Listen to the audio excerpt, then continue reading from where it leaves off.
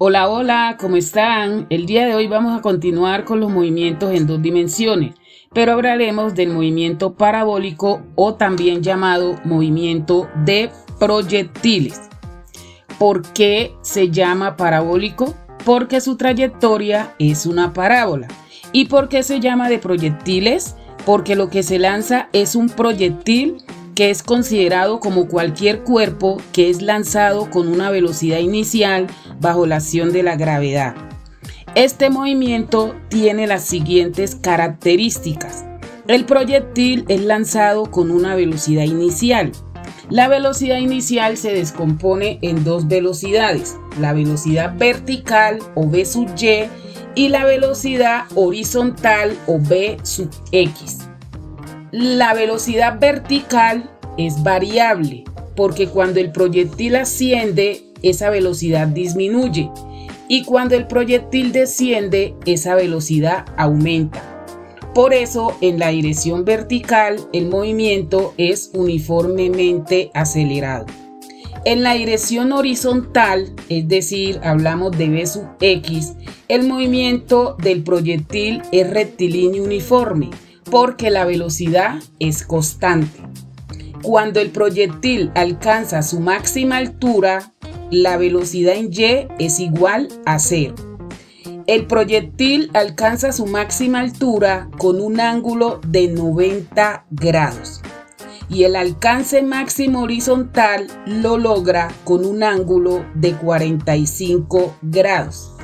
La gravedad es la misma en todos los puntos de la trayectoria. Como pueden observar todo lo que les acabé de explicar, ahora miremos el dibujo. En el dibujo, la velocidad vertical es la flecha o el vector color naranja y la velocidad horizontal es la flecha o vector color verde. Si ustedes observan ese vector naranja, a medida que el proyectil va subiendo, se va haciendo cada vez más pequeño. Cuando llega a la altura máxima, ya ese vector desaparece porque esa velocidad ya vale 0. Cuando llega a la altura máxima, empieza a descender y ustedes se van dando cuenta que ese vector nuevamente va aumentando.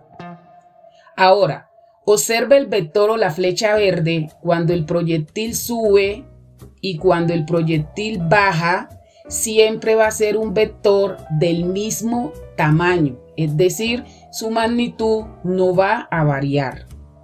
Como ya les había dicho, el proyectil alcanza su máxima altura con un ángulo de 90 grados, ¿sí? Es decir, cuando él alcanza su máxima altura, observen que esa parábola se divide en dos partes iguales. El proyectil sale desde el punto A y llega hasta el punto G, es decir, ahí logró su alcance máximo horizontal que lo logra con un ángulo de 45 grados. Ahora observen que hay un vector de color rojo que siempre va dirigido hacia abajo y ese vector es la gravedad. Esa gravedad es la misma en todos los puntos de la trayectoria. Quiere decir que ese vector rojo en todos los puntos de la trayectoria siempre va a ser del mismo tamaño y tiene un valor de 9,8 metros sobre segundos al cuadrado o de 10 metros sobre segundos al cuadrado. Entonces, este movimiento de proyectiles tiene los siguientes elementos. Tenemos la altura máxima, que es el punto donde el proyectil se detiene y comienza su descenso. Tenemos el alcance máximo horizontal, que es la distancia máxima que alcanza el proyectil y es medida en el eje X desde el punto de inicio del movimiento, que en este caso es A, hasta cuando impacta el suelo, que en este caso es G. El tiempo de vuelo es el tiempo que tarda el proyectil desde que es lanzado hasta cuando impacta el suelo. Depende de la velocidad inicial y el ángulo de proyección. El tiempo de subida es cuando el proyectil alcanza su máxima altura y es el mismo tiempo que tarda en caer al suelo, es decir, que el tiempo de vuelo es igual a 2 veces el tiempo de subida. Ahora les voy a presentar las fórmulas más utilizadas en el movimiento parabólico o movimiento de proyectiles. Muchas gracias y te invito nuevamente a que te suscribas a mi canal. ¡Chao!